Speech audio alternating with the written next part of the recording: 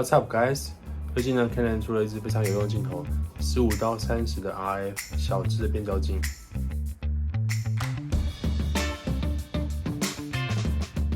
我们现在看到的就是 Canon 的15到30的镜头，在 EOS R6 上面，15到30能盖的超广角到小广角的焦段，看起来镜身的质感相当不错哦。体积呢，比想象中的还要小一点呢。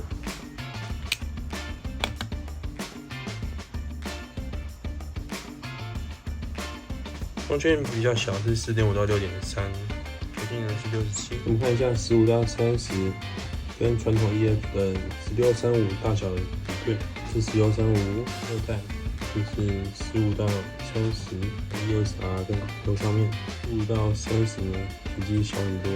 如果是16定焦呢，这定焦就只有这么大有。直观比较一下，16到35。16定15到30，看起来呢，这个是兼顾了焦段跟它的大小。特色就是它的光圈4.5到6.3呢是稍微小一点，需要使用 R6 的超强防手震来辅助。你看手上15到30，其实它的手感呢相当不错，相当均衡。接着我们看镜身的侧面有2个开关，第一个是防手震切换，然后呢是对焦跟控制环的切换，相当紧致。RF 镜头的控制环呢都设计成金属咬花的质感，所以转动起来呢特别有贵气，也特别合手，与机身的平衡感相当好，在手上重心很容易把握。由于是无反系统的关系，所以它的后域做得相当的大片，似乎呢已经比前域还要来得更大片哦。镜片通透的样子，确实看起来相当的有质感。欣赏一下比前镜组更大的后镜片，看起来非常通透。不得不注意到它镜身上有标示最近对焦距离 0.28， 跟其他的广角变焦呢有相当类似的近摄距离。特别是它后镜组标示着 Made in Taiwan。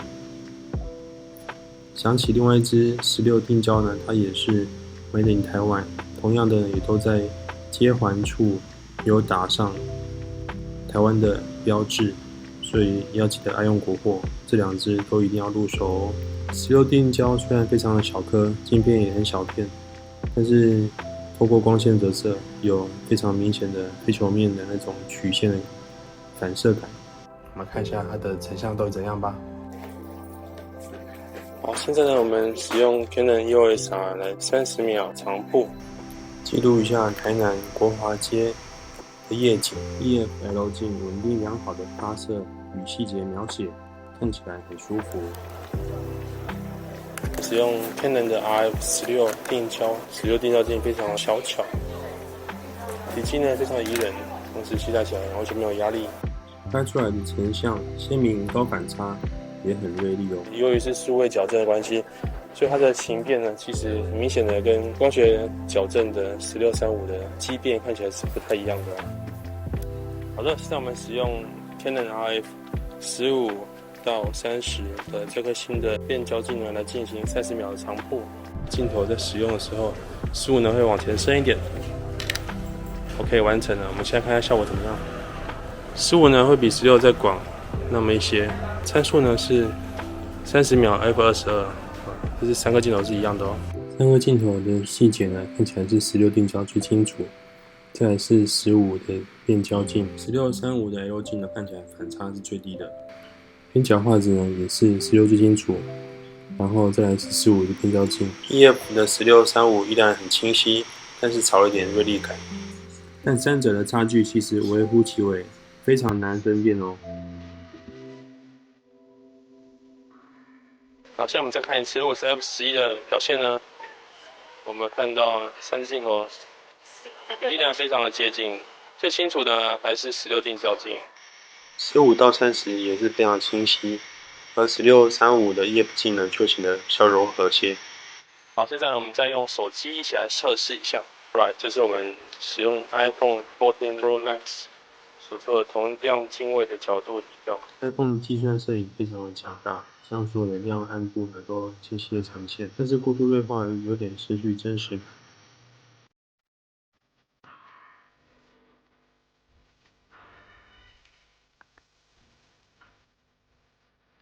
Right， 现在到第二个场景了，来做试拍。看到这3张试拍呢，其实基本上除了它的变形量跟它焦段有点不一样之外，它其实非常的趋近。EF 镜头呢，它其实最具有光学特性，什么意思呢？就是它画面比较是光学原汁原味呈现，不会有数位后置那种拉伸啊、锐化的感觉。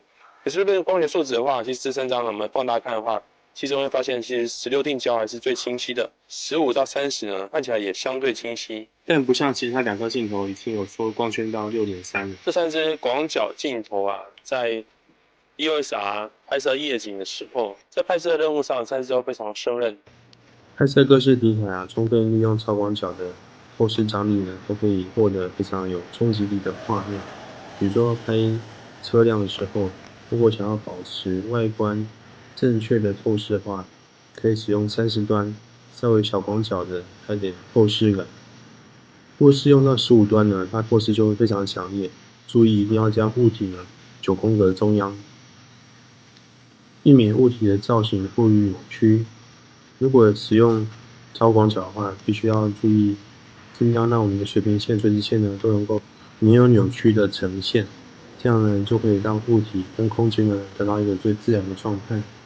同时，你想要拍摄的主题呢也不会显得过于怪异。另外一个实用场景呢是使用15-30来拍摄各式各样的旅游风景。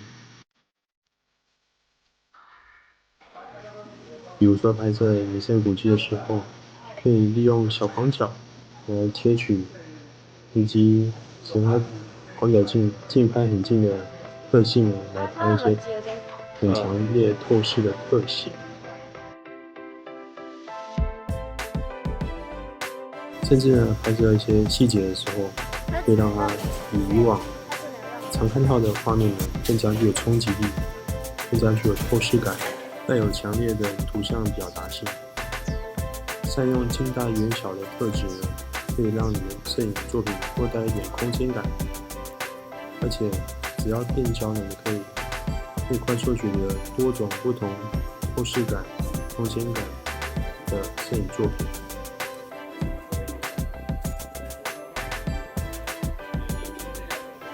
要增强视觉冲击力，别忘记善用广角镜头。拍摄景带人物的时候，介质也是非常趁手，可以让人物拍得更加高挑呢。这次呢，在短时间内使用Canon 15到30这颗 RF 新镜头呢，用起来的确是非常顺手，属于前天镜的范畴。在晚上的时候，如果3脚架来搭配使用的话呢，在拍各种题材呢，都是非常顺。Quality 已经比EF的类似镜头呢还要再好上一截喽。